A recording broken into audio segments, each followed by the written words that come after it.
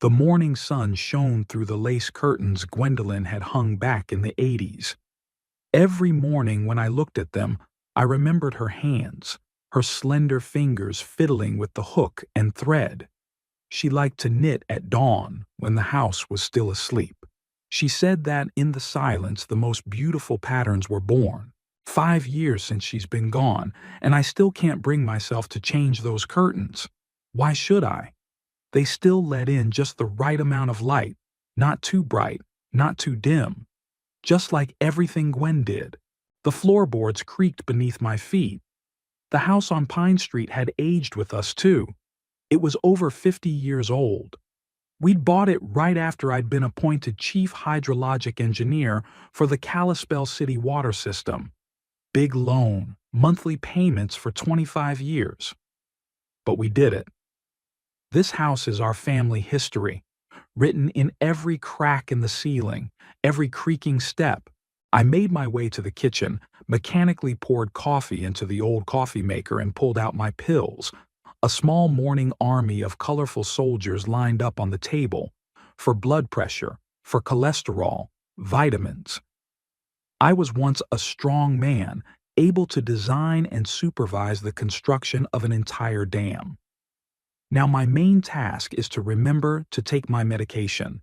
83 is a strange age. You still remember yourself as young, strong, full of plans, but your body reminds you with every movement that those times are long gone. After Gwen died, it was as if the house had gotten even bigger. Too much space for one old man. The doorbell rang as I was finishing my breakfast. On the doorstep stood Thatcher, my grandson, Merritt's son. Tall, lean, with my eyes and Gwendolyn's smile. "Good morning, Grandpa." He hugged me, not too tightly, as if he was afraid of breaking me.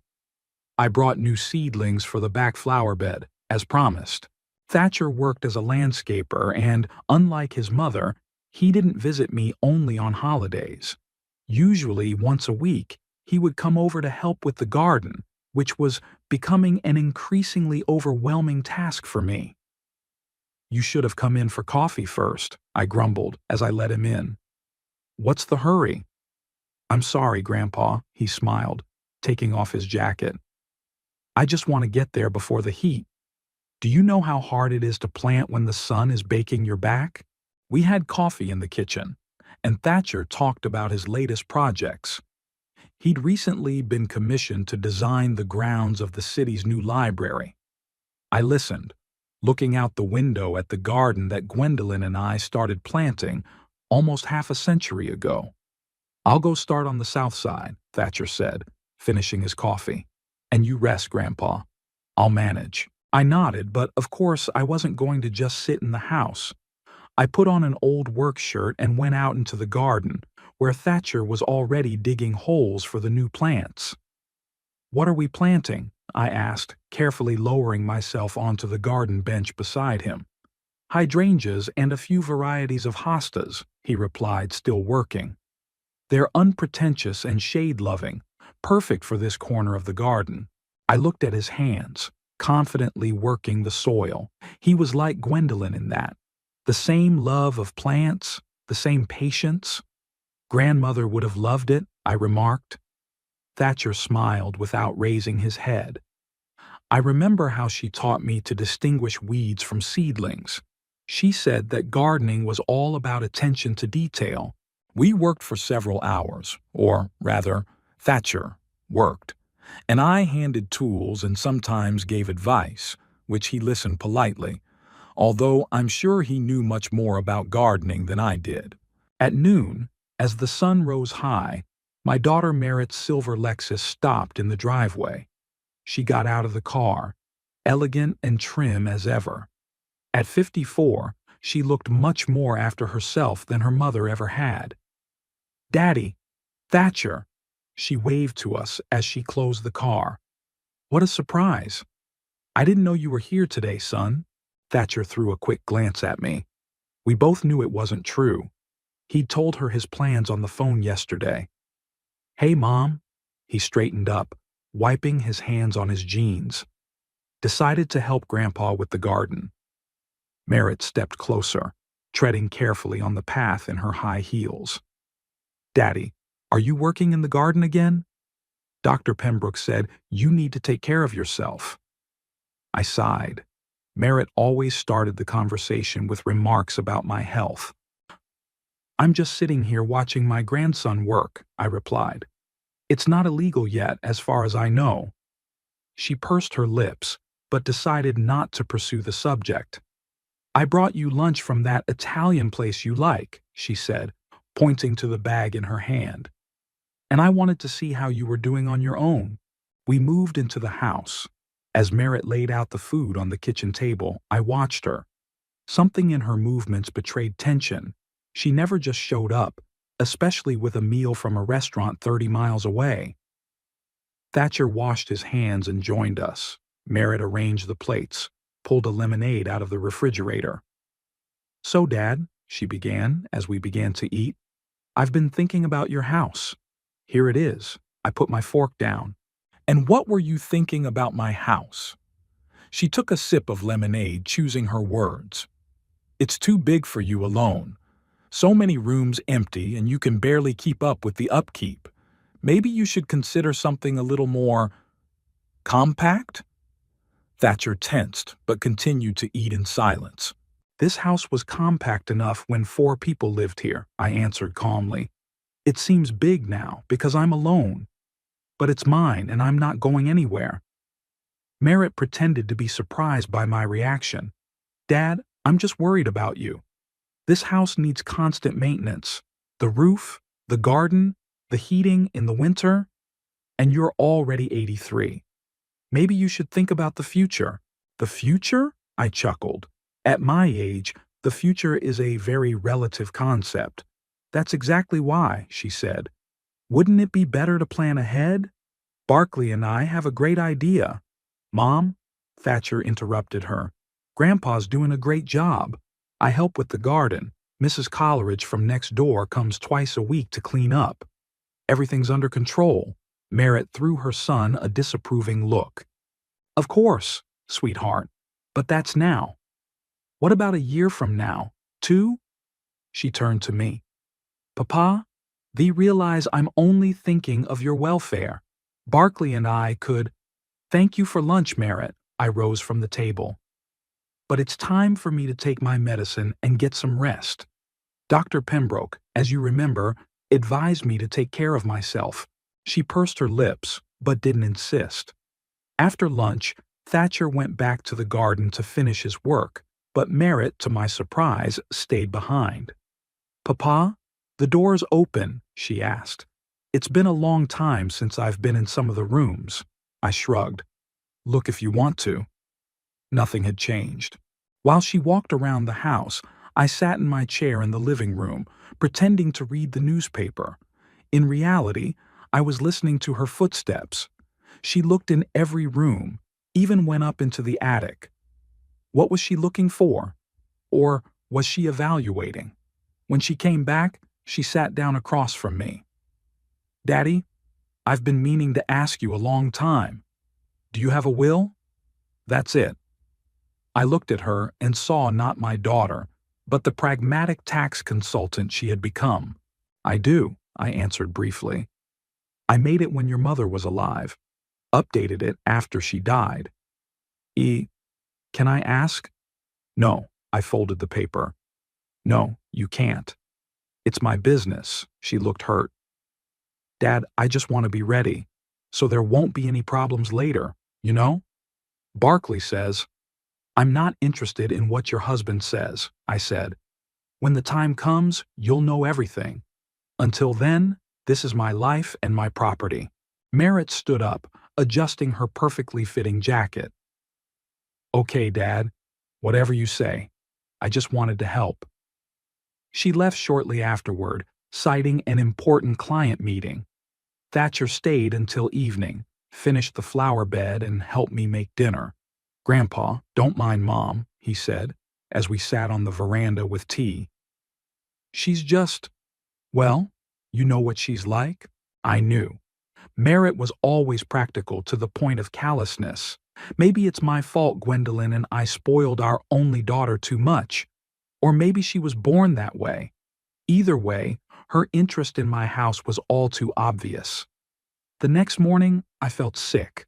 When I woke up, I felt like I couldn't take a full breath. My chest felt like it was in a vice. I struggled to get to the phone and called Dr. Pembroke. They kept me in the hospital for 3 days. Tests, x-rays, some new tests. On the last day, Pembroke came in with a serious face. "Ebner," he said, closing the door. "I have some bad news." I nodded. "When you're 83, you don't expect good news from the doctors." "Pulmonary emphysema," he said. "It's pretty advanced. I'm surprised you haven't had symptoms before." "I had symptoms," I admitted. "I just thought it was age." Pembroke shook his head. "Age is not a disease, Ebner. I'll give you treatment, but be prepared for it to get progressively worse. You will need help." He wrote out the prescriptions, explained the medication regimen, and added, "And I'm sending a nurse to you, twice a week for injections and checkups. Her name is Fiona Campbell, very experienced." Thatcher drove me home. He offered to stay the night, but I declined. I needed to be alone, to process what I'd heard. Fiona showed up the next day, a short woman in her 50s with short red hair and freckles on her face. "Minus Mr. Dorset," she held out her hand to shake. "I'm Fiona Campbell. Dr. Pembroke sent me to help with your treatment."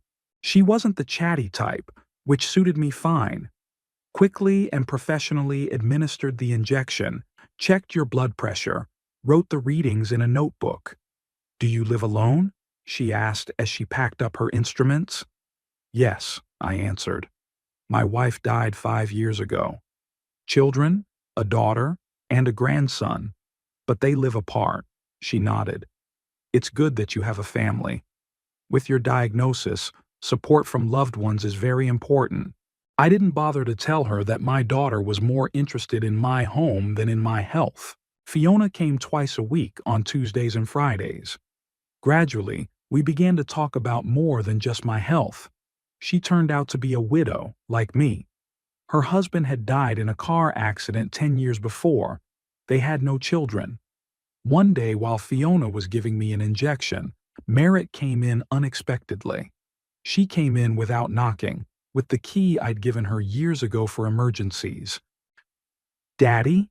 She froze in the doorway when she saw Fiona with the syringe. "What's going on?" Fiona nonchalantly finished the procedure. "Hello, you must be Mr. Dorset's daughter," she said. "I'm Fiona Campbell, nurse. Dr. Pembroke sent me to help your father." Merritt shifted her gaze to me. "Dad, why didn't you tell me you needed a nurse? What's wrong?" I didn't want to tell her about the diagnosis. I didn't want to see the fake concern on her face hiding the calculation. "It's nothing," I replied. "It's just age. Dr. Pembroke is being reassuring." Fiona gave me a surprised look, but didn't say anything. Merritt didn't believe me. "You don't just send a nurse. What's wrong with you?" "Minus Mr. Dorset is being treated for pulmonary emphysema," Fiona said as she gathered her things. "The injections have to be given regularly, and some of the treatments are difficult to do on your own." I saw the look on Merritt's face. First shock, then something else. A fleeting expression I couldn't or wouldn't recognize. "Emphysema?" She sat down next to me. "Dad, why did you hide it?" "It's serious." "That's exactly why I was hiding it," I replied. "I didn't want to bother you." Fiona said goodbye tactfully and left. As soon as the door closed behind her, Merritt leaned toward me. "How serious is it?" "What does the doctor say?" I shrugged. "The usual. That at my age you have to be prepared for anything."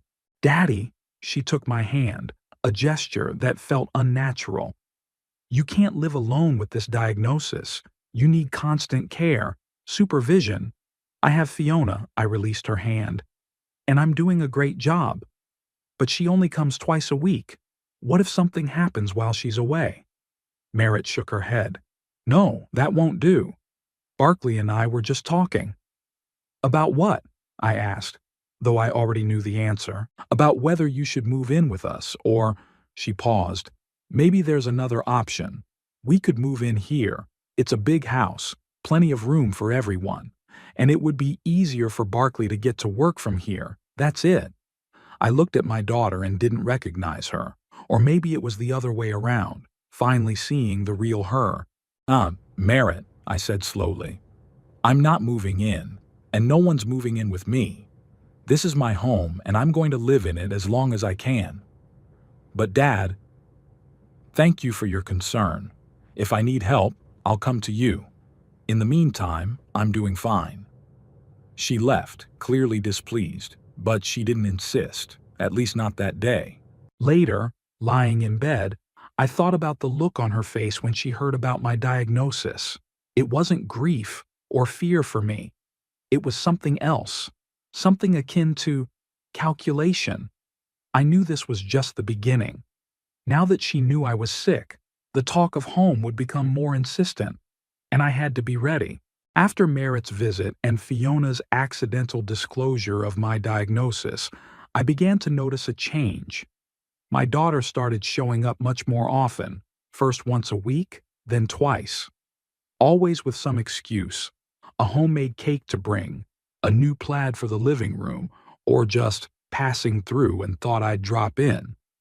30 miles from her home, she was passing through. Funny, she didn't arrive alone that Tuesday. A silver Lexus pulled up in front of my house around 4 in the afternoon, just after Fiona left. Merritt and her husband Barkley, a tall, trim man with impeccably styled graying hair and a smile that never reached his eyes, got out of the car.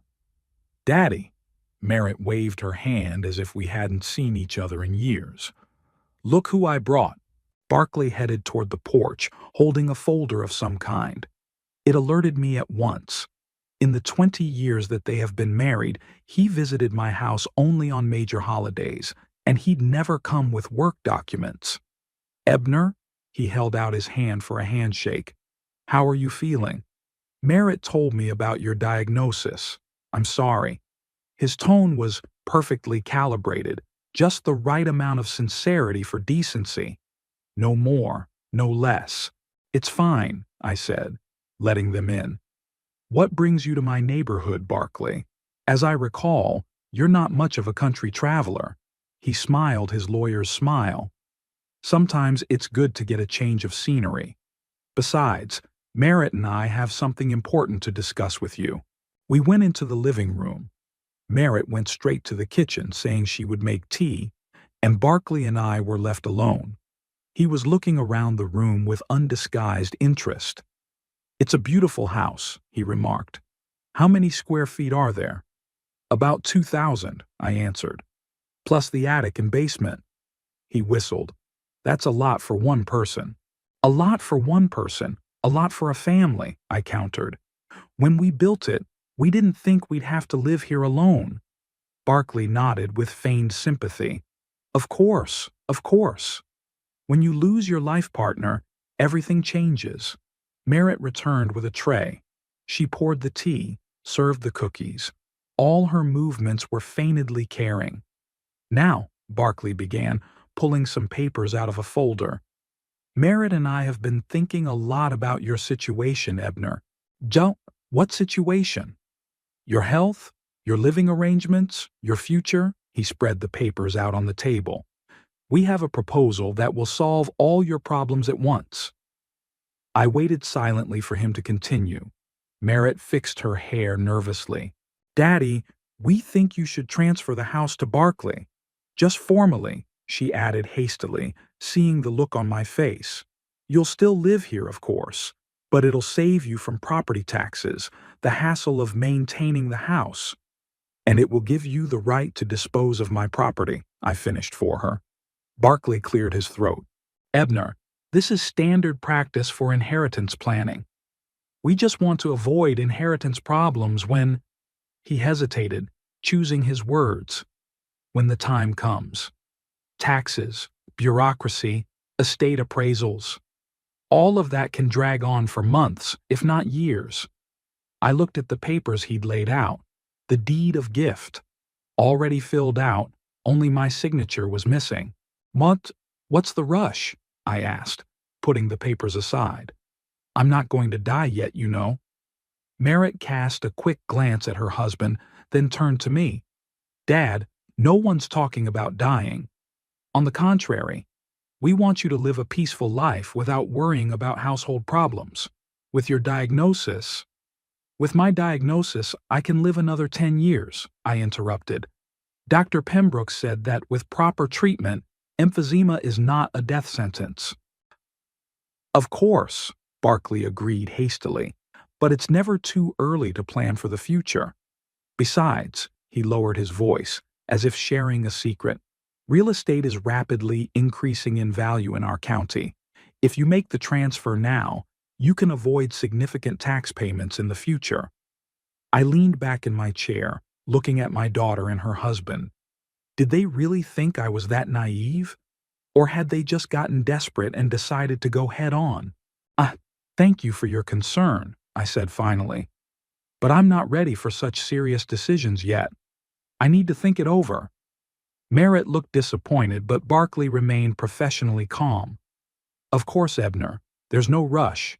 I'll leave the papers for you to study at your leisure. He folded them neatly and handed them to me. And if you have any questions, call me any time. After they left, I sat in the chair for a long time, going through the documents left behind. A gift deed, a power of attorney to manage the property, some other legal papers. Barclay had thought of everything. If I signed these papers, and my house would actually cease to be mine. The next day, when Fiona came to give me my injection, I was still lost in thought. Is something the matter, Mr. Dorset? She asked, noticing my absent-mindedness. You're not yourself today. My daughter and son-in-law want me to sign the house over to them.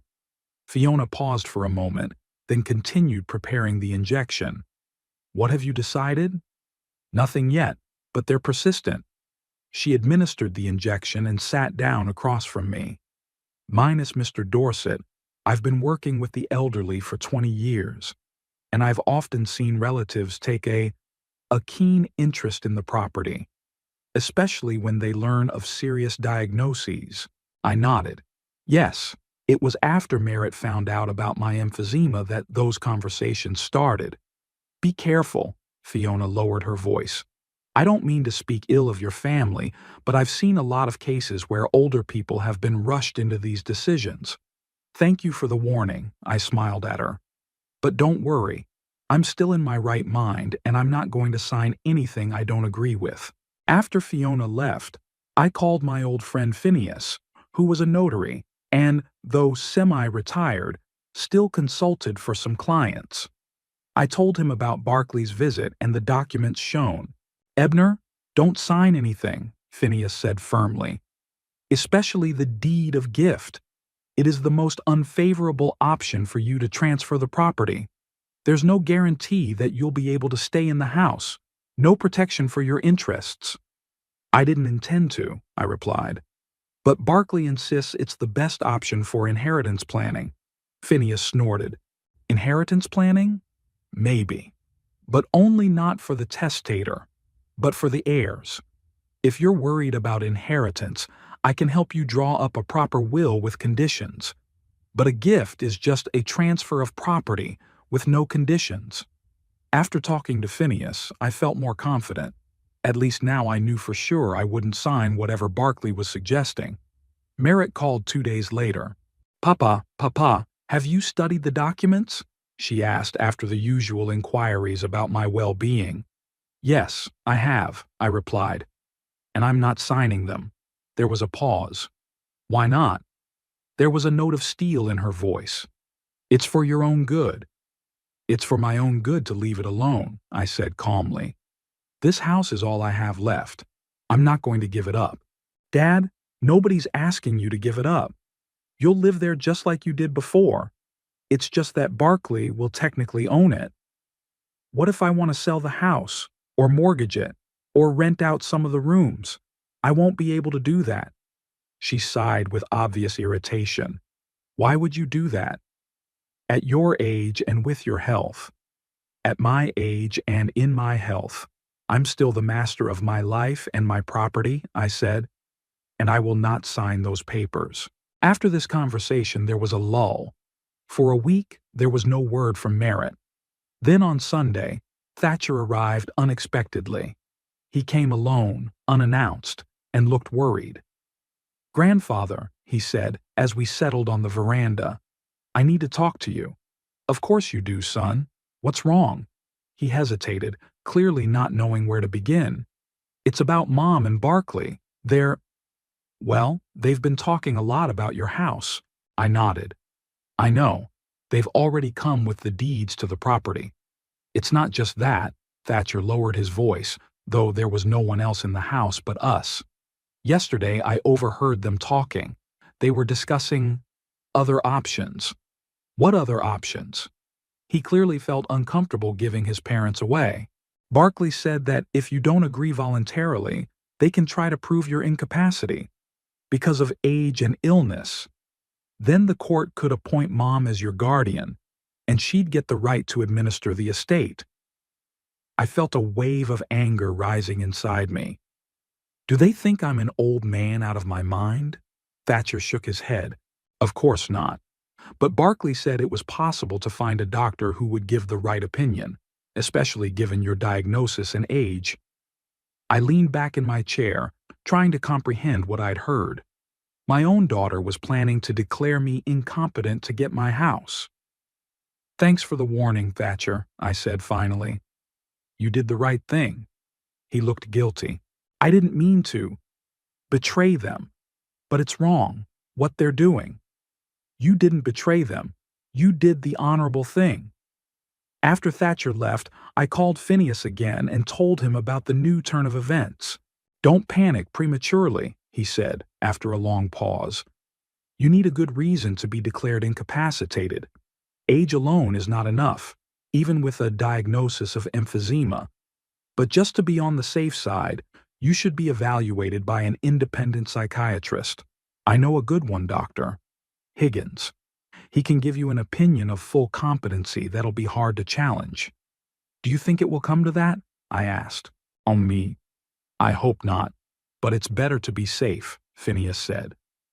"I'll make arrangements with Higgins for next week." No sooner had I hung up than the doorbell rang. Barkley stood there, alone, without Merritt. "Ebner?" He smiled his trademark smile. "I was driving by and thought I'd drop in. May I come in?" I let him into the house, wondering what tactic he'd choose this time. "Merritt said you refused to sign the papers," he began, as we sat down in the living room. "I understand your hesitation. It's a big step." "Not doubts, Barkley. A decision. I will not sign the deed of gift." He nodded, as if he expected this answer. "Good. I respect your decision. But perhaps we could find a compromise?" "What kind of compromise?" Barkley took out a new folder of documents from his briefcase. "I've prepared another option. Not a deed of gift, but a life tenancy agreement. You transfer ownership of the house to us, and we agree to provide for you for the rest of your life. Food, medicine, care." I took the documents and took a quick look at them. "And what guarantees that you will fulfill your obligations?" "Everything is spelled out in the contract." Barkley pointed to the relevant clauses. "If we violate the terms, you can terminate the contract through the court and get your house back." "Through the court?" I grinned. "At my age and with my health, suing a professional lawyer? Sounds like a great plan." Barkley looked a little hurt. "Ebner, I understand your concerns. But believe me, Merritt and I mean well. We see how hard it is for you to manage your home, especially now with your diagnosis." "I manage my house just fine," I said. "I have a nurse, a neighbor helps with the cleaning, a grandson with the garden. Everything I need." 3 days later, while I was in the garden, Merritt arrived. This time, she had not only Barkley with her, but some man in a strict suit I didn't know.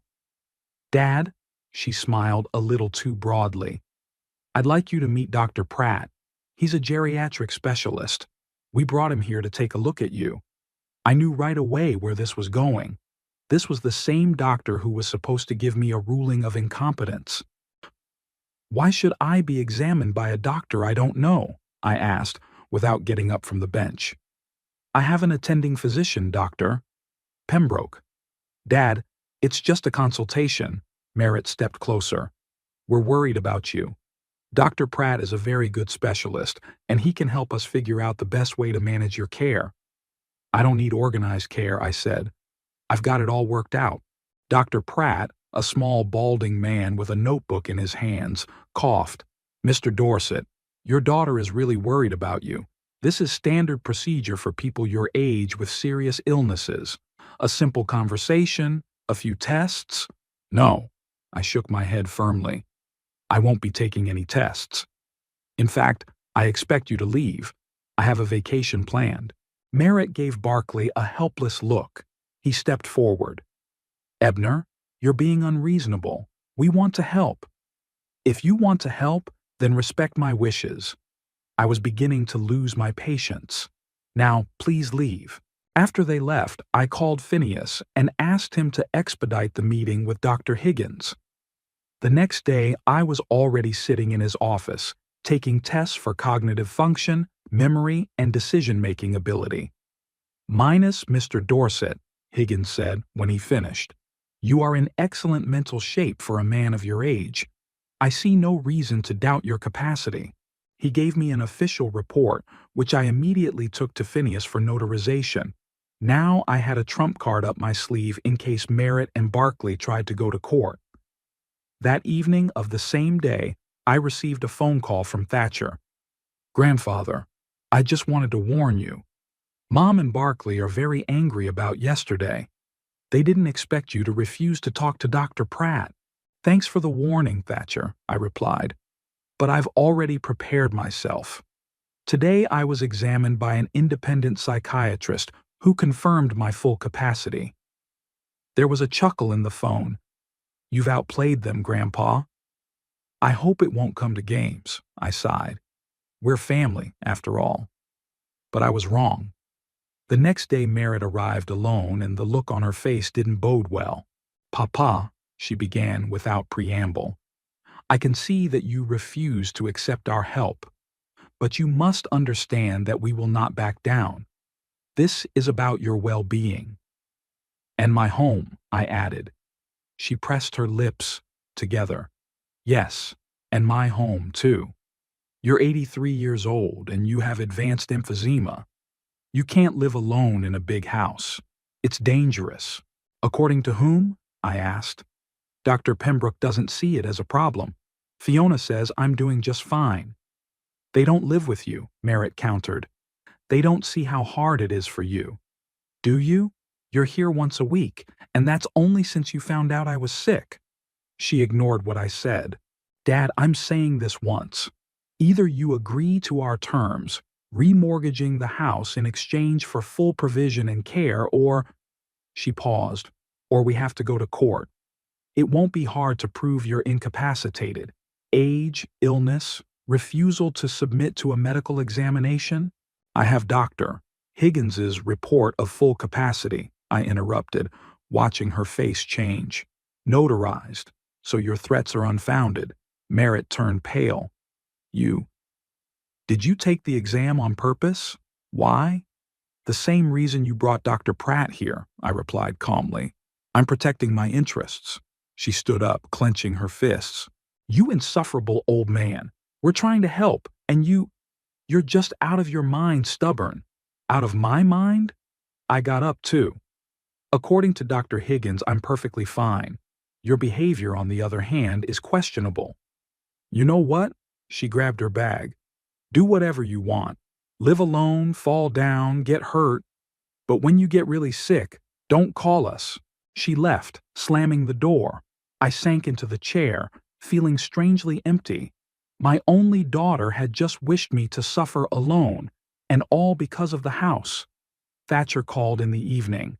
He had heard from his mother about our quarrel and was calling to make sure I was all right. I'll come tomorrow, Grandpa, he said. Don't listen to Mom. She's just upset. Upset that she didn't get my house. I grinned bitterly. You know, Thatcher, I never thought I'd live to see my own daughter consider me a burden and a nuisance. You are not a burden, he said firmly, and I will always be on your side, no matter what happens. After talking to my grandson, I sat at the window for a long time, looking at the garden that Gwendolyn and I started many years ago. What would she say when she saw what our daughter had become? How could we have raised a man for whom material possessions were more important than family ties? I knew the fight had only just begun. Merritt and Barkley would not give up so easily. But now I had a protector, my grandson Thatcher, who, unlike his mother, still remembered what family meant. After the fight with Merritt, there was a strange lull. She didn't call, she didn't visit. Not even Barkley showed up with his files full of documents. Only Thatcher visited me regularly, helping with the garden and small household chores. "Mama's still mad," he said one day as he trimmed the hedge. "But I think she'll cool down by your birthday." My birthday was coming up the 7th of July, when I would turn 83. Not that I attach much importance to it. At my age, birthdays are not a cause for joy, but rather a reminder of how much time is left. "I'd rather she didn't come at all," I replied, watching Thatcher's deft handling of the garden shears. "The last time she wished me to suffer alone." Thatcher lowered his eyes guiltily. "She didn't mean it, grandfather. She just had a temper." "You know, there are some things you can't say, even if you have a temper," I sighed. "Especially to your parents." He didn't argue. We both knew I was right. A week before my birthday, Merritt did call. Her voice sounded tense but not hostile. "Dad, we want to throw you a little birthday party," she said without preamble. "I made reservations at the River Garden for 7 o'clock tonight. Will that be all right with you?" The River Garden was an expensive restaurant in downtown Kalispell. Not the kind of place I'd go to willingly, but I decided not to argue. "It's fine," I answered. "Who's coming?" "Barkley and I, Thatcher, you." She paused. "You can invite someone else if you want." I thought of Fiona. She was the only person, besides Thatcher, with whom I socialized regularly. But bringing a nurse to a family dinner would be weird. "No, no one," I said. "Thank you for the invitation." "Good," she said, a flicker of relief in her voice. "So it's a deal. Thatcher will pick you up at 7:30. On my birthday, I woke up with a feeling of heaviness in my chest, not from emphysema, but from a premonition. Something told me it wasn't going to be a pleasant evening. Merritt wasn't the type to easily forget a grudge or change his plans. Thatcher arrived exactly at the appointed time, at 7:30. He was dressed in a strict suit and looked unusually formal. "Happy birthday, Grandpa." He hugged me and handed me a small box tied with a ribbon. "Open it now." Inside was a beautiful leather wallet with my initials on it. "Thank you, Thatcher." I was touched. "Very nice." "Your old one is all worn out," he smiled. "It's time for a new one." On the way to the restaurant, Thatcher was unusually silent. Several times he started to say something but stopped halfway through. "Something wrong?" I finally asked him. He sighed, not taking his eyes off the road. "Just Mom and Barkley. They're up to something again. I don't know what it is, but Barkley called some realtor yesterday." "A realtor?" I'm tense. "Why?" "I don't know." Thatcher shook his head. "But I don't like it." The River Garden greeted us with dim lights and soft music. Merritt and Barkley were already waiting at a table in the corner of the room. Both were dressed as if they were attending a business meeting, not a family dinner. "Dad," Merritt stood up and gave me a brief hug. "Happy birthday." "Ebner." Barkley held out his hand to shake. "Congratulations. You look great." We sat down at the table. The waiter brought a menu, but Merritt immediately said she'd already ordered for everyone. That wasn't her style. She usually spent a lot of time perusing the menu, picking out the most expensive dishes. Now Papa, she began, as the waiter left. Barkley and I have been thinking a long time about our disagreement, and we've come to the conclusion that we overreacted. I waited in silence, not believing her sudden remorse. We realized that a house is more than just a possession to you, she continued. It's a memory, a history. We should have been more delicate. Barclay nodded gravely. Indeed, Ebner, we approached the matter too bluntly. I apologize for that. I looked at Thatcher. He looked as surprised as I was. Thank you for understanding, I said gently. I hope we can drop the subject and just enjoy the evening. Merritt smiled, but the smile didn't touch her eyes. Of course, Dad. It's your day. The waiter brought appetizers and wine.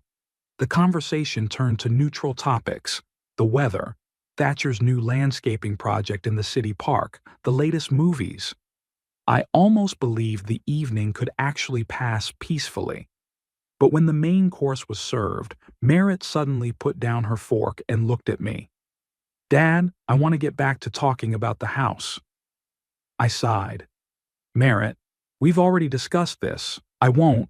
No, listen to me, she interrupted me. We have a new offer. We found you an apartment in an assisted living facility. It's a great place, 24-hour staff, medical care. I'm not moving to a nursing home, I said firmly. I'm fine where I live now. Barclay intervened. Ebner, this isn't a nursing home. It's a state-of-the-art facility for seniors who value comfort and security. You will live on your own, but under the care of specialists. What about my home? I asked, already knowing the answer. Merritt and Barclay looked at each other. We think it's better to sell it, Merritt said. It's too big. It needs constant maintenance. The money from the sale will go to pay for your living expenses in the new place. And if I keep it? I couldn't resist the question. Barclay coughed. Given the state of the real estate market, I doubt there will be much left. It's not cheap to stay in a good boarding house. I looked at them both and suddenly realized that they had already made up their minds. They had already found a buyer. They had already chosen a place for me in a nursing home. All that was left was to get my consent. No, I said firmly. I'm not selling the house and I'm not moving. Merritt pressed her lips together. Dad, be reasonable. You can't live alone like this. It's dangerous. I'm doing fine, I objected. I have help. A nurse twice a week and a neighbor to clean? Merritt snorted. It's not enough. What if you fall? Or have an attack in the night? Thatcher tried to intervene. Mom, maybe not now. It's Grandpa's birthday. Right now, she cut him off. Dad, I say this as your daughter, who loves you and worries. You need constant care. I looked at her and didn't recognize her. This was not the girl Gwendolyn and I raised. Or maybe it was that one, selfish, used to getting everything she wants. If you really care about me, I said quietly, then respect my wishes. I want to stay in my house. Merritt banged her palm on the table, attracting the attention of the neighboring tables. Give up the house for my husband. Her words sounded so loud that several customers turned in our direction. Barclay tried to calm her down by putting his hand on her shoulder, but she shook it off. Stop pretending, Merritt continued without lowering her voice. We all know you don't have long to live. Why cling to a house we're going to have when you're dead anyway? You're just an old man out of his mind who doesn't think about his loved ones.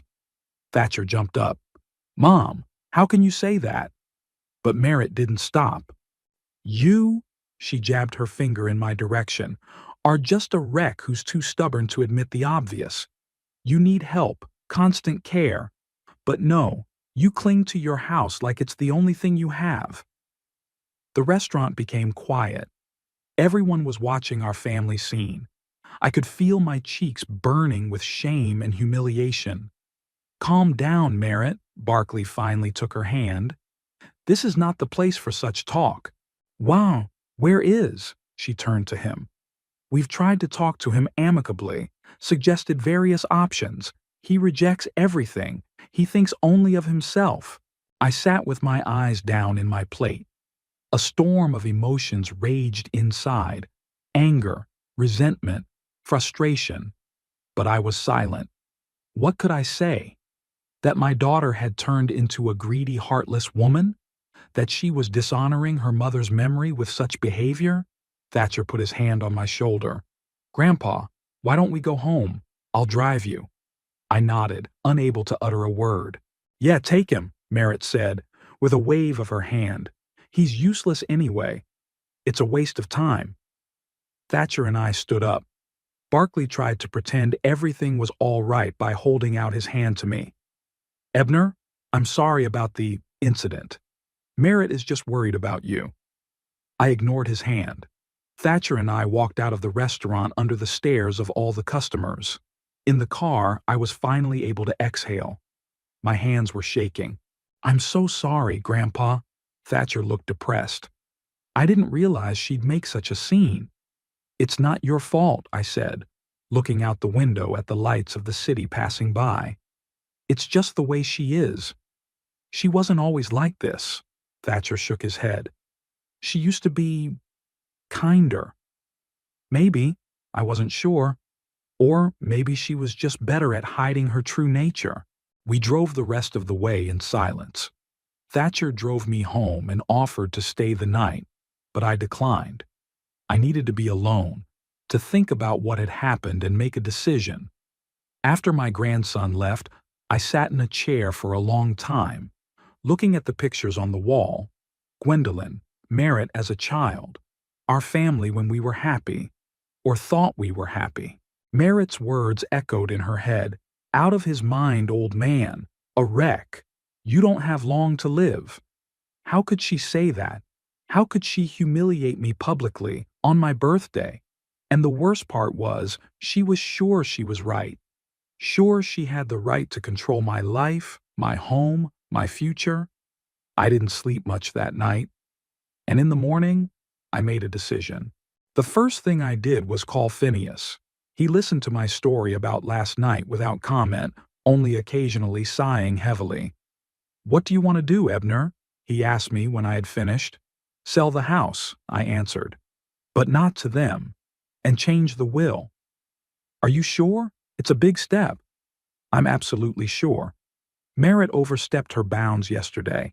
I can't go on living knowing that she's just waiting for me to die so she can have the house." Phineas was silent for a moment, then said, "Okay. I know a good realtor, Sabrina Locke. She's honest and works fast. About the will, come over this afternoon, and I'll get everything ready." I called Sabrina right after I talked to Phineas. She arrived an hour later, an energetic middle-aged woman with a notebook and a camera. "Minus Mr. Dorset," she said, as she looked around the house.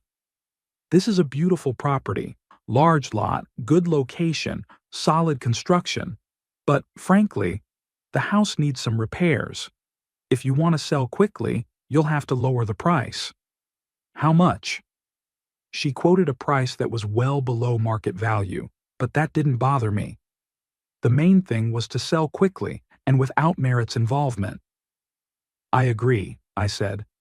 "When can I put it on the market?" "Today," Sabrina smiled. "I'll take pictures and prepare the ad. If the price is what we discussed, the buyers will find it quickly." And so it was. 3 days later, I had 2 offers from potential buyers. I chose a couple with 2 children. They reminded me of Gwendolyn and me when we first bought the house. At the same time, I was looking for a new place to live for myself, not in a nursing home as Merritt wanted, but in a small community by Flathead Lake. There I found a small 1-story house, just 2 bedrooms, a living room, and a kitchen, but with a view of the lake and a small plot for a garden. When all the paperwork was ready, I called Thatcher. He had to hear about my decision from me, not my mother. "Grandfather?" There was concern in his voice. "How are you? After the other night." "I'm selling the house, Thatcher," I said bluntly. "And I'm buying a new one by Flathead Lake." There was silence on the phone. "You're what?" He finally let it out. "But why?" After what your mother said, I can't stay here, I answered. Every time I enter this house, I'll remember what she said. Besides, she won't rest. She'll try to take the house again and again.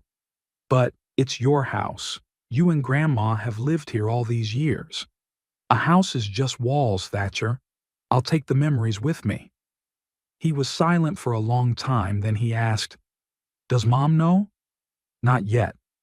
I wanted you to be the first to know. She'll be furious, Thatcher warned, especially if she finds out you didn't sell the house to her. I know that, but it's my decision. That same day, I went to Phineas to make changes to the will. Before, Merritt was the primary beneficiary, with a small share for Thatcher. Now I was changing everything. Are you sure? Phineas asked when I explained my decision. To completely exclude your daughter from the will is a serious step. After what she said, I'm sure, I replied. Whatever I have left after the sale of the house will go to Thatcher. He's the only one who really cares about me. Phineas nodded and prepared a new document. I signed it with a feeling of strange relief. The sale of the house had closed in record time, just 2 weeks. The new owners were ready to move in immediately, and I had already bought the lake house and could move in. Merritt found out about the whole thing when it was too late to make a change. Thatcher called me in a panic. Grandpa, Mom found out. She's furious. She says she's going to sue, that you're not in your right mind, that she should have bought the house. Let her sue, I said calmly. I have Dr. Higgins' report on her capacity and witnesses to her behavior in the restaurant. That same day, Merritt came to see me. I was just packing to move. How could you do that? She burst into the house without knocking. Sell the house behind my back? To who? Why not us? I looked at her calmly. After what you said in the restaurant, you still ask. I was upset. She splashed her hands. You know that's not what I meant. No, Merritt. I shook my head. That's exactly what you meant. You think I'm an old man out of his mind who's keeping you from getting your property? Well, I have a lot less property now. She turned pale. We'll sue. We'll challenge the deal. Prove that you're incapacitated. You can try, I shrugged, but keep in mind that I cut you out of the will too. That was a low blow. Merritt froze, unable to believe her ears. You, what? But, I'm your daughter, and I'm your father, I replied. But that didn't stop you from calling me a brain-dead wreck. She collapsed in her chair, covering her face with her hands. You can't do that. It's not fair. Is it fair to ask a dying father to give up his house? I asked. Is it fair to humiliate him publicly on his birthday? Merritt looked up at me, her eyes full of tears, genuine or pretend I couldn't tell. Daddy, I'm sorry. I shouldn't have said that. But you can't cut me out of your will. I'm your daughter, your blood. Kinship isn't defined by blood alone, Merritt. I turned away, so I couldn't see her face. It's by deeds. Your actions have shown that you care only for my property, not for me. She stood up, suddenly stopped crying. You'll regret this. We will contest both the sale and the change of will. Do what you want, I said. But know that the more you push, the less chance I have of changing my mind. After she left, I sat back in my chair, feeling a strange emptiness inside. It was the end. The end of my relationship with my daughter. The end of living in the house where so many years had passed. But at the same time, it was also a beginning. The beginning of a new life where I would be free from manipulation and pressure. 3 days later, I moved into my new home by the lake, small but cozy, with a view of the water and mountains in the distance. Thatcher helped with the move, moving my most prized possessions, photographs, books, Gwendolyn's chair, her collection of porcelain figurines. Grandpa, he said as we set things up, I want you to know that no matter what happens between you and Mom, I'll always be there for you. I hugged him, feeling a lump in my throat. Thank you, son. You have no idea how much this means to me.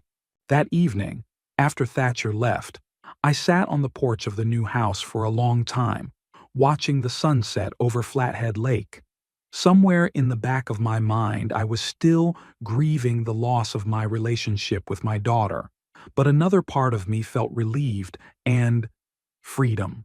I had done what I had to do, protected myself from a toxic relationship, rid myself of a source of constant stress. And now, in my 83 years, I could finally live the life I wanted, not the life others wanted. The first few days in the new house were a hassle. Despite its modest size, only 60 square meters, the arrangement required a lot of effort.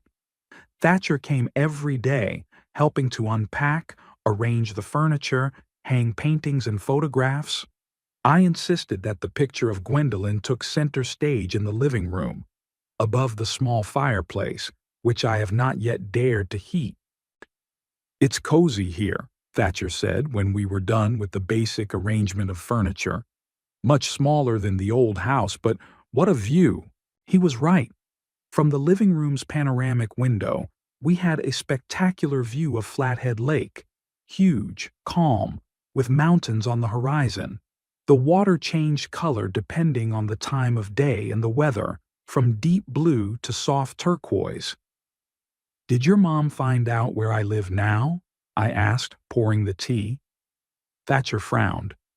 "Yes. She tried to find out from me, but I didn't say. Then I guess she checked the papers for the sale of the house." "And what did she say?" "A lot of things." He looked away. "Mostly that you were out of your mind to trade a nice house for a shack by the water. A $250,000 shack. Yeah, it's a wreck. It wasn't cheap. The location by the lake drove up the price. But it was exactly what I needed. One story, compact, with a small lot I could still work and far away from Merritt." "Was she going to sue?" I asked, looking out the window at the lake. "She says she is.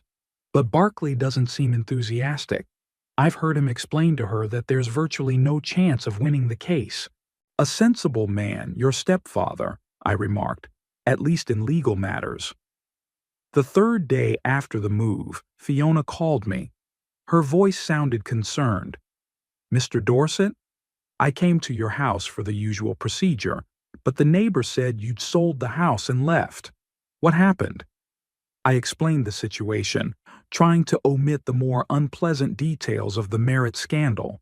"And where do you live now?" she asked. "Dr. Pembroke is worried you might miss your treatments." I gave her my new address, though I knew it would be much more difficult for Fiona to drive here almost an hour one way. "It's a bit far," she thought. "But it's okay. I'll figure something out. You can't miss your shots and your checkups. Maybe Dr. Pembroke could recommend someone local," I suggested. "I'll ask him myself," she said. "In the meantime, I'll keep coming. I just wish I could come as often as I used to." I was resigned to the idea of having to find a new nurse when Fiona arrived 2 days later with an unexpected offer. "Minus Mr. Dorset," she said, as she finished her injection. "I've been thinking about your situation. You have a lovely new home, but you're here alone with no help, and I have to travel from far away, which doesn't allow for regular care." I nodded, waiting for her to suggest a replacement. "So," Fiona continued, "I was thinking, you have 2 bedrooms, don't you? Maybe I could take the second one. I'd pay your rent and keep an eye on your condition at the same time. It would be convenient for both of us." The suggestion took me by surprise. "You want to move here?" I asked. "But what about your work? You must have other patients." Fiona nodded. "I do, but not many. Mostly in the Big Fork, which isn't that far from here. Besides," she faltered, "I had to find a new place to live. My landlord's selling the house and I'd have to move anyway." I wondered. On the one hand, Fiona's presence solved a lot of problems. Regular treatments, help around the house, and just looking after me in case my condition worsened. On the other hand, I was used to being alone, and I wasn't sure I was ready to share a house with anyone else. "We could try," I said at last. "Let's say for a month. If both of us are comfortable, we can continue." She brightened up. Thank you, Mr. Dorset. I promise I won't get in your way. And of course, I'm willing to help with the household beyond my medical duties. And so Fiona became my neighbor. She moved in 3 days later with 2 suitcases of clothes, a box of books, and an old ginger cat named Rupert, whom she warned at once that he must behave himself in a strange house. To my surprise, life together turned out to be surprisingly comfortable. Fiona was not intrusive, respected my need for privacy, but was always there when I needed help.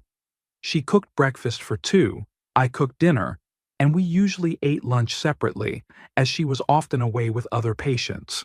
Rupert, contrary to Fiona's fears, was the perfect companion, unhurried, independent, but loving to snuggle up next to me as I read in the armchair by the fire.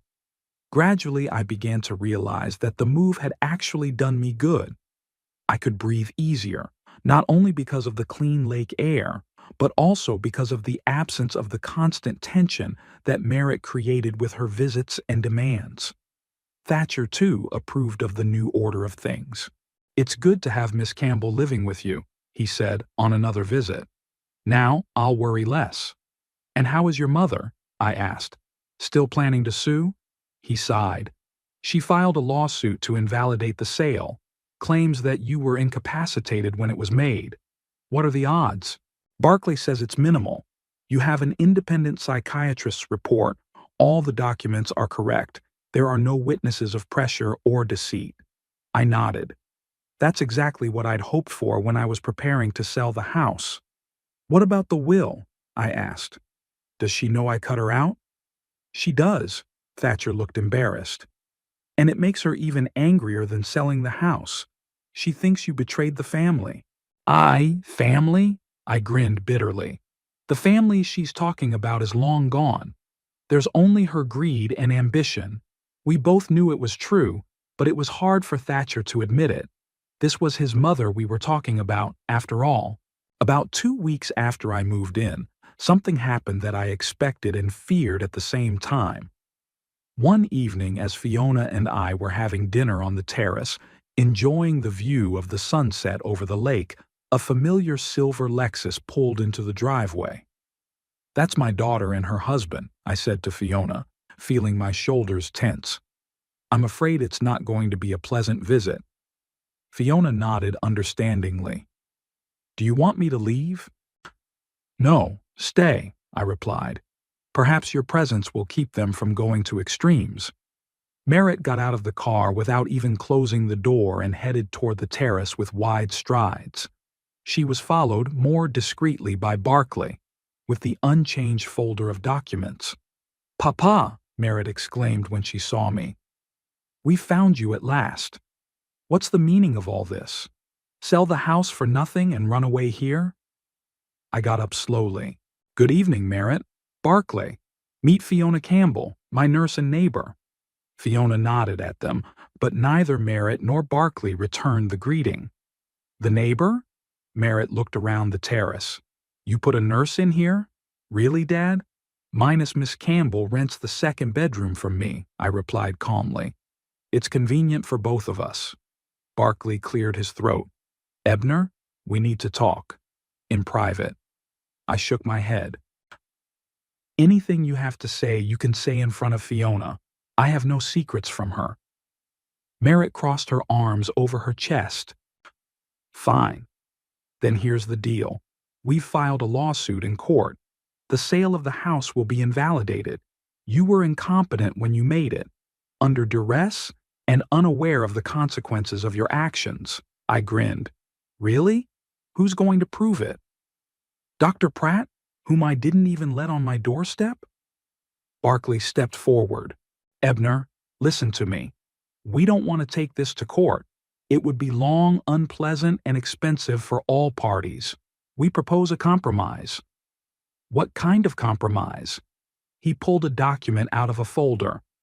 "We're willing to accept the sale of the house as valid. But in return, you reinstate the old will, with Merritt as the primary beneficiary." I looked at my daughter. She stood with her lips pressed tightly together, with the expression of someone who was sure she was right and ready to fight to the end. "No," I said. "I will not change the will." "Papa," Merritt spluttered, "you can't do this. I'm your daughter. I'm your flesh and blood." "What did you do?" I asked quietly. "Calling me a wreck out of her mind? Demanding the house for your husband? Trying to declare me incompetent?" She brushed it off. "I overreacted, you know. I was upset. But that's no reason to disinherit your own daughter." It's not about the inheritance, Merritt," I shook my head. "It's about your attitude. You don't see me as a father, but as an obstacle between you and your property." Barkley intervened again. "Ebner, let's talk rationally. You sold a house that was worth about $500,000 for $350. You bought this house for $250. The rest of the money is your inheritance. It's not much if you think about it. Is it worth destroying a family over?" "It wasn't the amount of the inheritance that ruined the family," I answered. "It was Merritt's behavior." Fiona, who had been silently watching the conversation, coughed delicately. "I'm sorry to intrude, but Mr. Dorset mustn't worry. It could trigger an attack of emphysema." Merritt gave her an angry look. "Who the hell are you? Where did you come from? And what do you want with my father?" "I'm a registered nurse," Fiona answered calmly. "I've been taking care of your father on Dr. Pembroke's orders for months now. All I want is for him to be healthy and calm." "Of course," Merritt grimaced.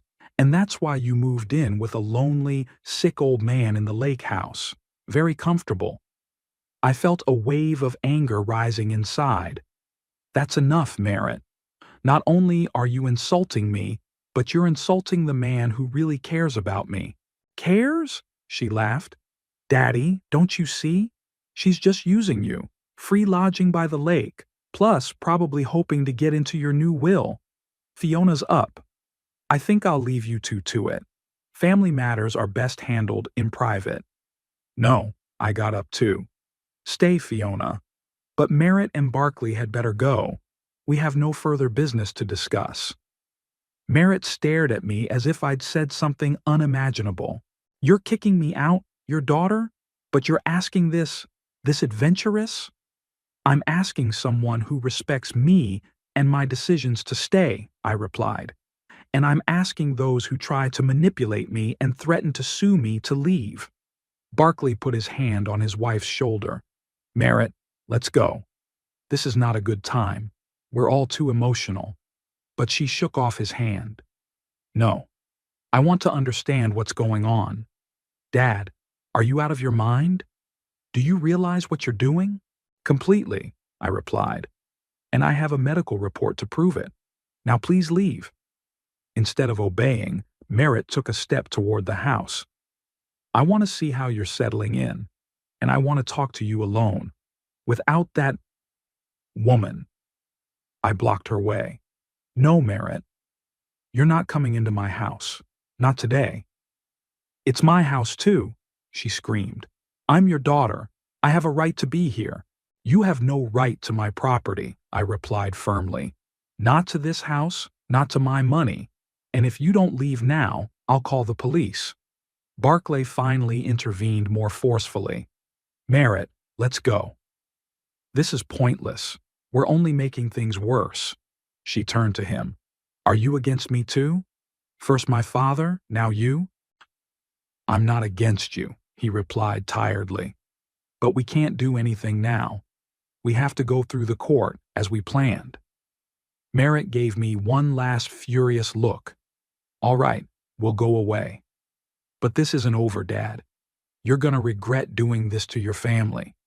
They left, slamming the car doors loudly. I sank into a chair, feeling my hands shaking. Fiona silently brought me a glass of water and a sedative pill. "I'm sorry you had to witness that scene," I said when I regained my composure. She shook her head. "Don't apologize. Unfortunately, I've seen it happen more than once. Relatives who care more about property than the welfare of the elderly." We sat in silence, looking out over the darkening lake. Finally, Fiona asked, "Do you really think they'll sue?" "I'm sure they will," I replied. "Merritt isn't one to back down easily, especially when it comes to money." "What are their chances?" I shrugged. "According to Barkley, minimal. I have a certificate of competency, all the paperwork is correct, and the deal was done through an official realtor. But Merritt will try, even if there's no chance." The next day, Thatcher called. It was clear from his voice that he already knew about his parents' visit. "Grandpa, I'm so sorry," he said. "Mom came home furious, screaming that you were out of your mind and you'd gotten involved with some con artist." "Fiona's not a con artist," I sighed. "She's just renting a room from me and helping me with my treatment." "I know," Thatcher answered quickly. "I don't believe Mom. She's not herself right now." "What does Barkley say?" I asked. "Is he still planning to sue?" I'm not sure," Thatcher said quietly. "This morning, I heard him tell my mom that there's almost no chance of winning the case, and they'll only waste money on lawyers." "A reasonable man," I repeated my assessment. "Grandpa," Thatcher's voice grew quieter, "I want you to know that no matter what the court decides, no matter what Mom says, I'm on your side. You have the right to live the life you want." His words touched me to the core. "Thank you, son. That means a lot to me." A week after Merritt's visit, Phineas called me. His voice sounded tired. "Ebner, your daughter was at my office. She demanded a copy of your will and threatened to sue me for assisting in the defrauding of an incapacitated person." "And what did you say to her?" "The same thing I tell everyone in cases like this," he chuckled. "That a will is a confidential document, and I have no right to disclose its contents to third parties without the testator's consent. And about the deception, that all the documents are executed according to the law, and I have a medical report on your full capacity. Has she calmed down?" "Not really," Phineas sighed. "She screamed that she would file a complaint with the notary's office, that she would take away my license. You know, Ebner, I've seen a lot of things in 40 years of practice, but your daughter is impressive." "I'm sorry I dragged you into this," I said. "Don't apologize. I offered you my services, knowing what I'd be up against. Besides," he grinned, "Merritt isn't the first angry heir to threaten me with a lawsuit, and I'm sure he won't be the last." After talking to Phineas, I felt strangely calm. Yes, Merritt wasn't going to give up. Yes, there might be litigation ahead, but I was sure I was right and that the law was on my side. 2 weeks later, the county sheriff arrived, an older man with a tired face and attentive eyes. He introduced himself as John Henderson and explained that he had received a complaint from my daughter about possible fraud and financial mismanagement on Fiona's part. "Mr. Dorset," he said as we sat down in the living room, "it's my duty to look into such allegations, especially when it comes to elderly people who may be vulnerable to fraud." I nodded. "I understand, Sheriff. Ask whatever you want." He asked a few questions about my relationship with Fiona, the financial arrangements, how she ended up in my house. I told him everything as it happened, without hiding the details. "Your daughter claims Ms. Campbell is manipulating you to gain access to your estate," the sheriff said after my explanation. "That you changed your will in her favor." I laughed. "Sheriff, I did change my will, but not in Fiona's favor. I left everything to my grandson, Thatcher. Fiona doesn't even know about it." Henderson nodded. "Does your daughter know about it?" "Yes, I told her myself. That's why she's angry. Not because of Fiona, but because I cut her out of the will after she tried to take the house from me." The sheriff listened to my story carefully, asked a few more questions, and finally said, "Minus Mr. Dorset, I see no crime here. You're sane, you're acting knowingly, and there's no evidence of fraud on Miss Campbell's part. I'll close this case." When he left, I was relieved, but I knew it wasn't over. Merritt would not give up so easily. And indeed, 3 days later, she came again, this time alone, without Barkley. I was just working in the garden when her car stopped in front of the house. "Papa," she came up to me, trying to speak calmly. "We need to talk. A serious talk." I straightened up, leaning on the garden trowel. "About what, Merritt? The fact that you complained about Fiona to the sheriff? Or that you threatened Phineas with a lawsuit?" She blushed a little. "I'm worried about you. That woman lives in your house and who knows what's on her mind. And Phineas? He's helped you make decisions you never would have made in a normal state of mind." "In what normal state of mind?" I asked. "The one where I give you all my possessions without complaint?" "Papa?" She took a step toward me. "You don't understand. Barkley and I wanted only the best for you. The house was too big. It needed care. We offered you a comfortable home with constant supervision. And in return, we wanted my house," I finished for her. "And when I turned you down, you called me a senile wreck, remember?" She lowered her eyes. "I overreacted. I said something I didn't mean." "No, Merritt," I shook my head. "You said exactly what you think you said, and that's why I changed the will." She looked up and I saw tears in her eyes. "Daddy, please, I'm your daughter, your only daughter. Are you going to cut me out of your life because of one mistake?" "Not because of one mistake," I answered. "It's because of a series of actions that showed that you're only interested in my property, but not in me." It had been a year since I'd moved into the little house by Flathead Lake. It's amazing how fast time flies when you live at peace with yourself. I turned 84, and although my health was gradually declining, the emphysema was progressing rather than receding. I felt happier than I had in many years before. The morning began, as usual, with a cup of coffee on the terrace. July was warm but not hot. The lake stretched out in front of me, huge, calm, with a light haze over the water. The mountains on the horizon were still tinged with morning blue, but soon the sun would color them brighter. Fiona came out of the house carrying a tray on which 2 cups of coffee and a plate of toast were smoking. "Good morning, Ebner," she said, setting the tray on the table.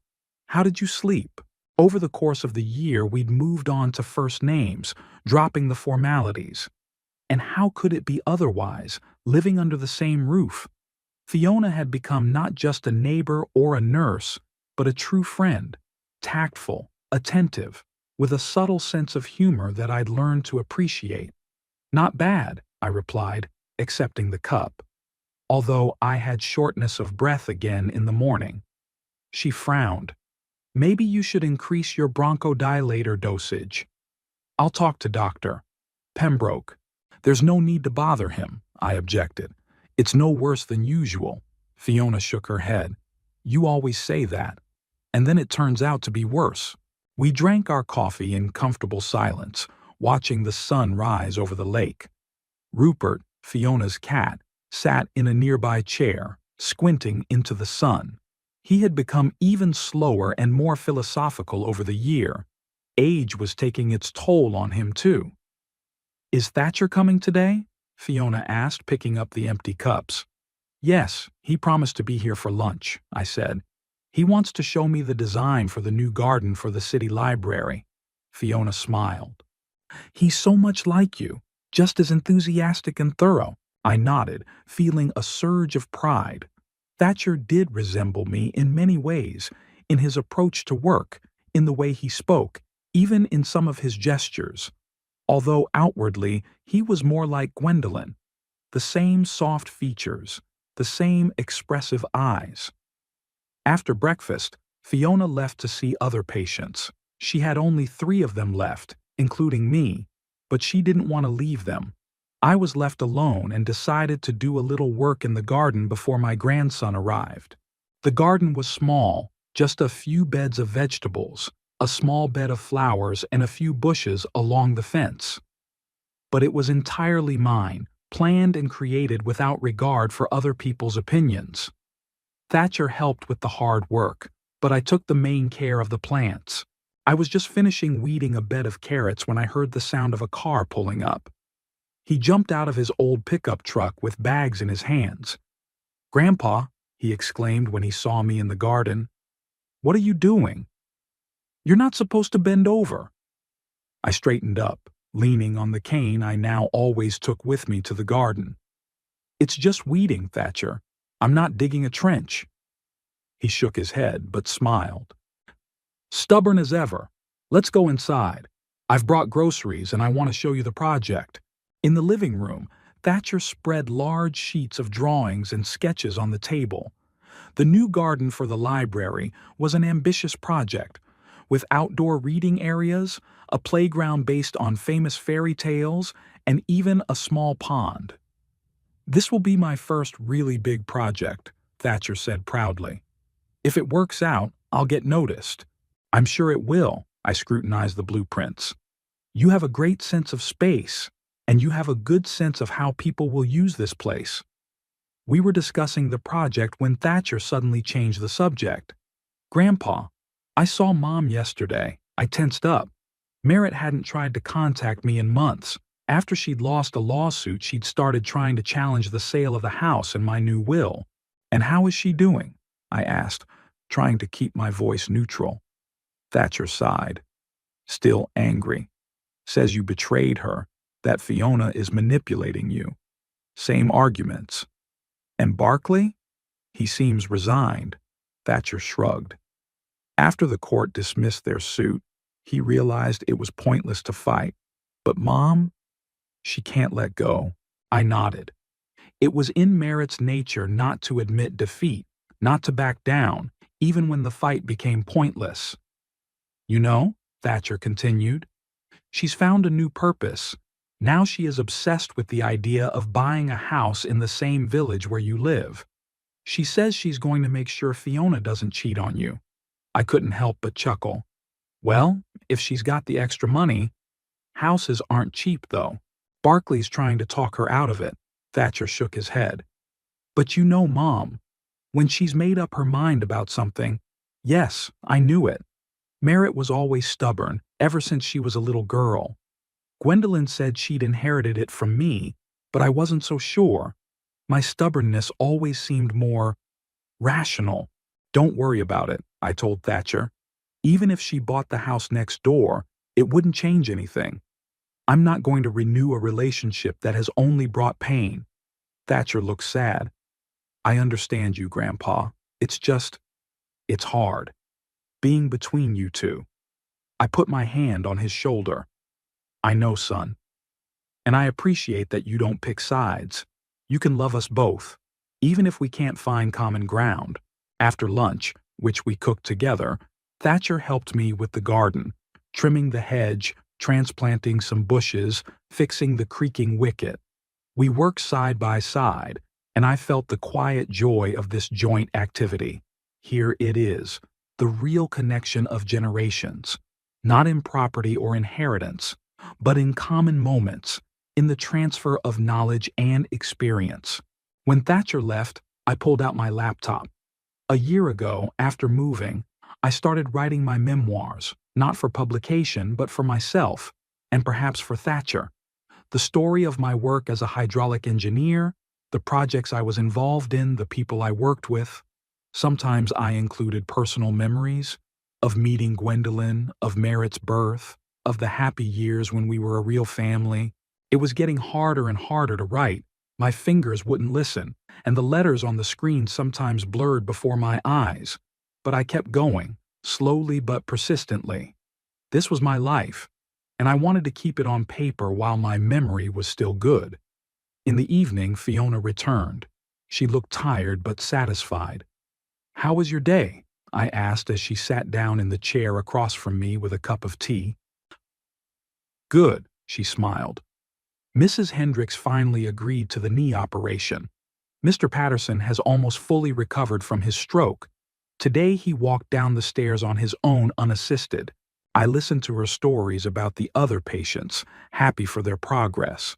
Fiona loved her work, treating her charges with genuine care.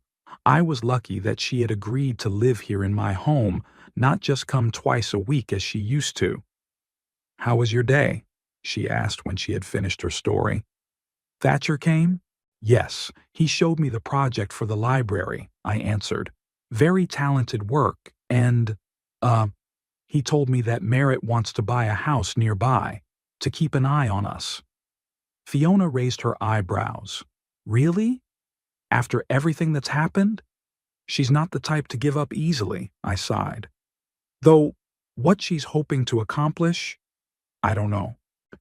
She's your daughter, Fiona said softly. Maybe somewhere deep down inside she just wants to repair the relationship. I shook my head. If she wanted to repair the relationship, she would have apologized, admitted she was wrong.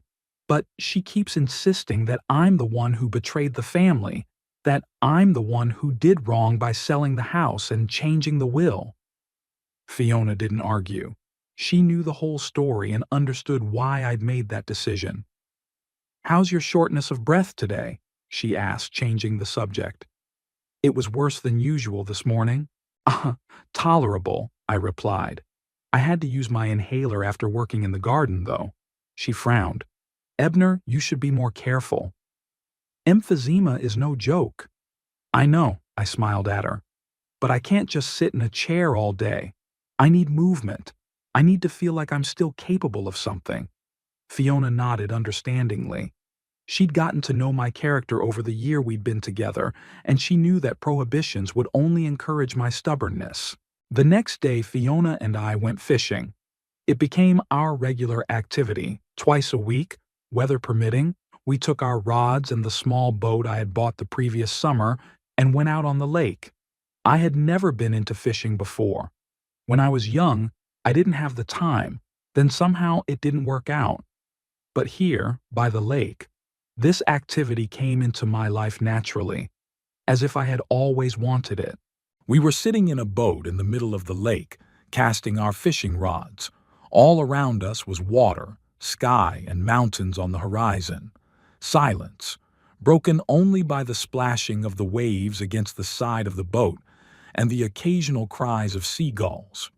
You know, I said, looking at the float, when I was young, I never thought I would live like this in my old age. A little house by the lake, fishing, a garden. I envisioned something more. Grandiose. Fiona smiled. What was it? I don't know, I shrugged. Traveling the world, maybe. Or a big house full of guests. Something more significant. And isn't this more significant? She put her hand around the space around us. The lake, the mountains, the sky, peace and quiet. I think that's the most significant thing in life. I thought about what she said. Maybe she's right. What could be more meaningful than finding inner peace at the end of life? Than to live in harmony with yourself and nature, doing what brings you joy, not what others expect of you.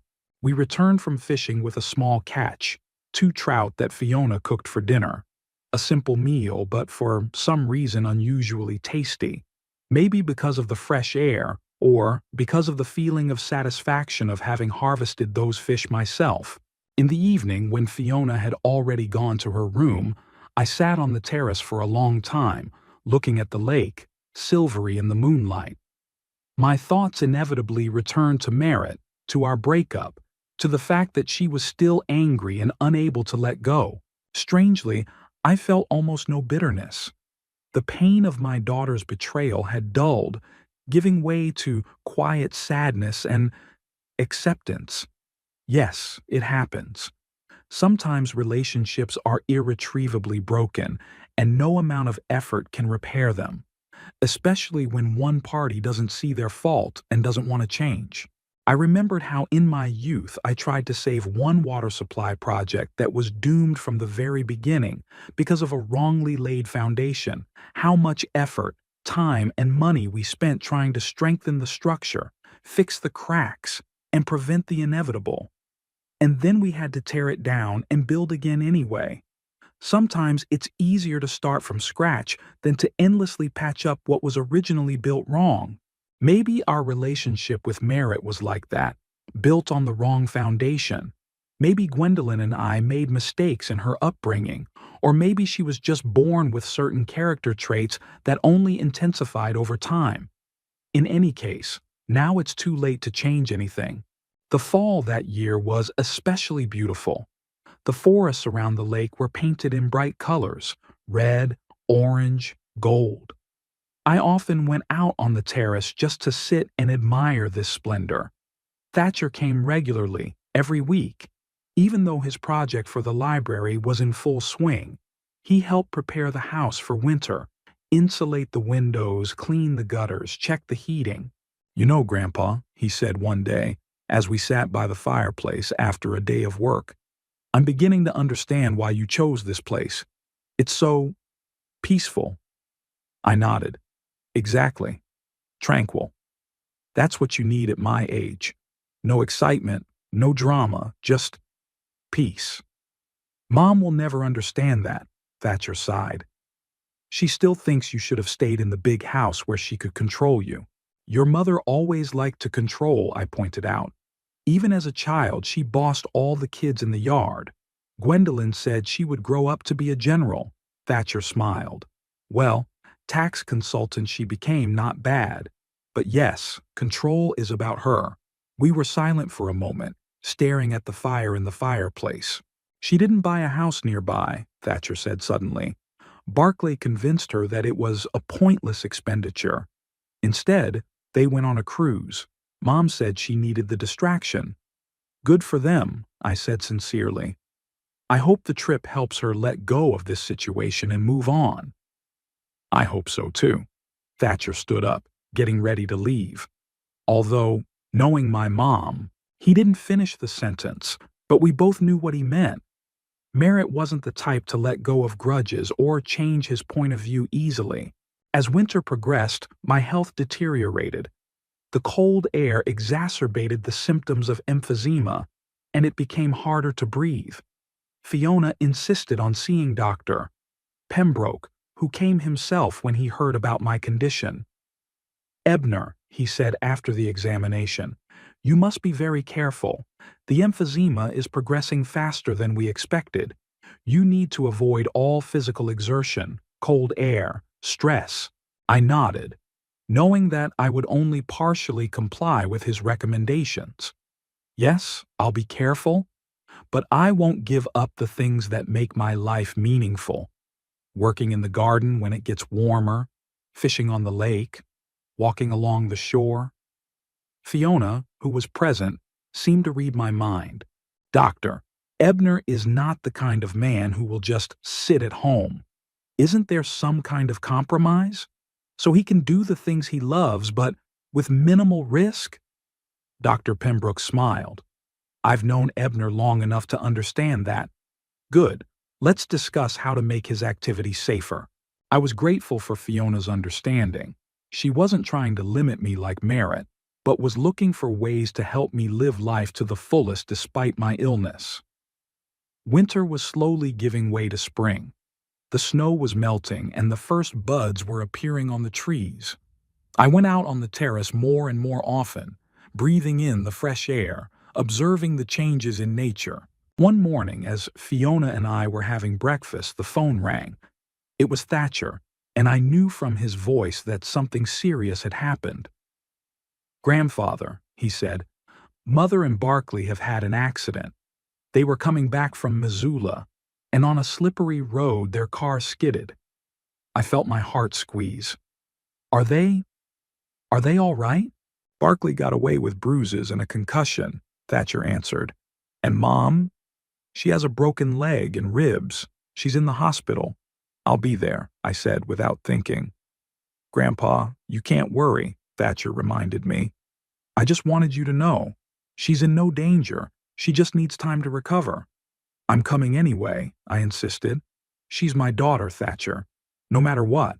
Fiona drove me to the hospital in Kalispell. I was nervous the whole way, not knowing how Merritt would react to my visit, whether she'd chase me away, whether she'd take my appearance as an intrusion or, worse, as a sign of weakness on my part. Thatcher was waiting for us at the hospital entrance. "She's in a private room," he said as he led us down the corridor. Barclay had just gone to rest. He'd been here all night. At the door of the room I stopped, suddenly feeling uncertain. Maybe I should ask her first if she wants to see me, I suggested. Thatcher shook his head. I already told her you were coming. She didn't mind. I took a deep breath and entered the room. Merritt was lying on the bed, pale, with bruises on her face and a plastered leg. She looked small and vulnerable, not at all like the confident, commanding woman I was used to seeing her as. "Daddy," she smiled weakly when she saw me, "you've arrived." I came to the bed. "Of course I did. How are you feeling?" I've been better," she tried to joke. "The doctors say I was lucky. It could have been a lot worse." We talked about her condition, her treatment, how the accident happened. I tried not to touch on our past conflicts, and she seemed to do the same.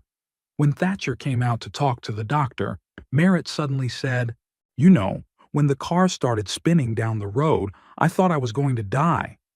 And you know what I regretted the most? That you and I never made up." I took her hand. "Merritt, no, let me finish." She looked me in the eye. "I'm not saying I was wrong about everything. I really thought I was doing what was best for you, offering to move, selling the house. But I shouldn't have said those things. Calling you like that. It was cruel and unfair. It was the closest thing to an apology I'd ever heard from her." I'm sorry about a lot of things too," I said. "About the way things turned out. About the fact that we'd lost a year without communicating." We sat in silence, holding hands. Not reconciliation, no. Too much water had passed. The wounds were too deep. But perhaps the beginning of some new understanding. When I got home, Fiona asked me how the meeting had gone. "Strange," I replied. "Not good or bad, just different." She nodded understandingly. "Sometimes it takes something big to see things in a new light." "Yes," I agreed. "But that doesn't mean everything will change. Merritt is still Merritt, and I'm me." "And that's okay," Fiona said. "Not every relationship can or should be saved. Sometimes the best solution is to accept the situation as it is and find peace with yourself." I thought about her words for a long time that night. Yeah, that's right. I found peace with myself in that little house by the lake. In losing my daughter, I found myself, my true desires, my independence, my freedom from toxic relationships and manipulation. Perhaps Merritt and I will never be as close as we once were. Maybe our relationship will always be complicated, with reservations and reticence. But I've learned to live with it, not to let bitterness poison the good things I have left. My friendship with Fiona, the love of Thatcher, my little lake house, my fishing trips, and my garden. In the end, at 84, I finally realized what many people realize much earlier. Some relationships can't be fixed, no matter how hard you try. And that's not a tragedy, it's just part of life. The key is to find peace in what you have, not to grieve over what you've lost.